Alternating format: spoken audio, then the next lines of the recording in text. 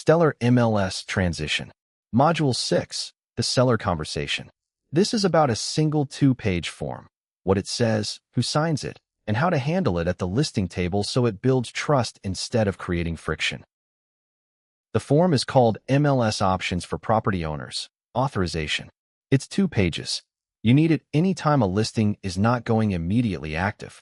That means all 4 of the other choices, coming soon, delayed distribution, office exclusive, and office exclusive with temporary exclusion, require this form signed before you submit the listing. If the seller wants it active right now, you don't need it at all. Signatures matter here more than on most forms, so get this exactly right. You need initials and signatures from all owners of record, not one of 2 spouses, all of them. You need the listing broker or office manager to sign, and you need the agent to sign. 3 parties. And read this line carefully. No changes or strike-throughs will be accepted. If somebody crosses something out and initials it, that form is invalid. Print a fresh one. The signed copy lives in the office file. Here's the deadline. If Stellar asks for that form, you have 2 business days to produce it. And I want you to think about what that actually means. 2 business days is not enough time to chase down a seller who's on a cruise. It means the form has to already be signed, scanned, and filed before you ever submit the listing. Treat it as part of the listing packet, not as paperwork you'll circle back to. Failure to produce it in 2 business days is an automatic $500 fine. 2 things on this form are not routine, and you should know them before a seller asks. First, there's a fair housing affirmation, the owner's initial. They're affirming the property is not being withheld from the MLS for any reason connected to a protected class. That is a serious statement, and it's there for a serious reason. Second, there's a benefits waiver.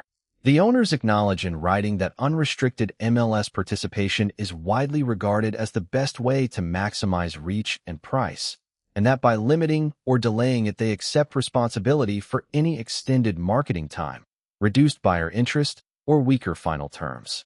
That's strong language. Don't let a seller sign it without understanding it. So how do you bring this up without it feeling like more paperwork? Frame it as a choice, not a form. Something like, before we set this live, you have a choice about how it goes to market, and Florida's MLS now has you put that choice in writing. Let me walk you through the 4 options and tell you what I'd recommend for your house. That framing does 2 things.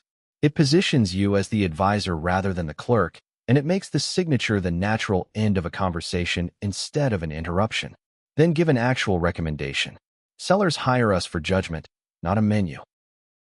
Here's the question you will get, and you should have an answer ready. A seller reads the waiver and says, "Why am I signing something that says I might get less money?" The honest answer is, because the MLS wants to be certain you heard it before you chose. And then pivot to your value. My job is to make sure that trade-off is worth it for you. And for a coming soon window in particular, it usually is, because you're getting up to 2 weeks of exposure and it costs you nothing in days on market. That's an easy trade to defend. Where to get it? 2 places. On Stellar's website under Resources, Document Library, Listing Forms, or pull it right out of back office, which is where it's going to end up anyway. Same form, same download. One habit to build.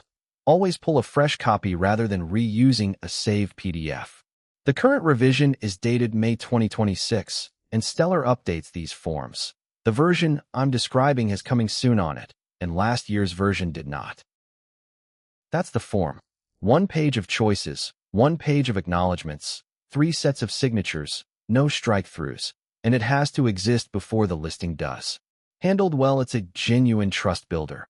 You're the agent who explained the seller's options instead of the one who slid a form across the table. Questions now.